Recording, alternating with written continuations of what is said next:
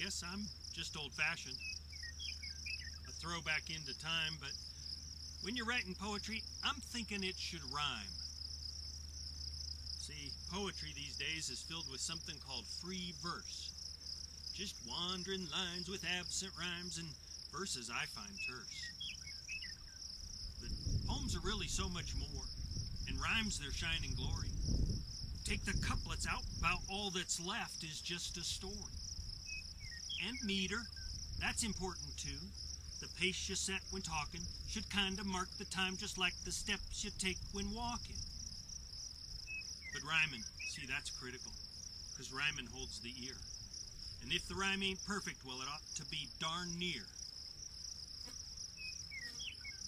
I guess I used to think that all the rhyming was a game, 'cause it's fun to tell a story using words that sound the same. But over time I find that rhyming might be something more. And here's the little secret about what rhyming's really for.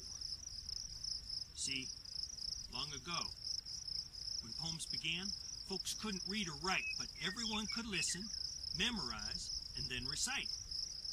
Yes, long before the printing press, when writing was a mystery, your knowledge could be transferred through a spoken oral history. So that rich or poor, high or low, no matter what your station, your stories could be passed on to another generation. And if it's something memorable about your life and times, you preserve it for the future when you lock it in a rhyme.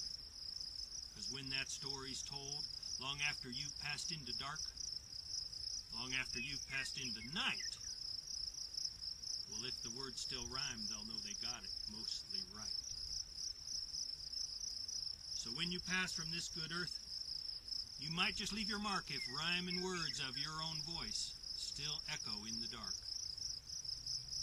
The poem is just your story. But now it's clear to me that rhyming words will guarantee you immortality.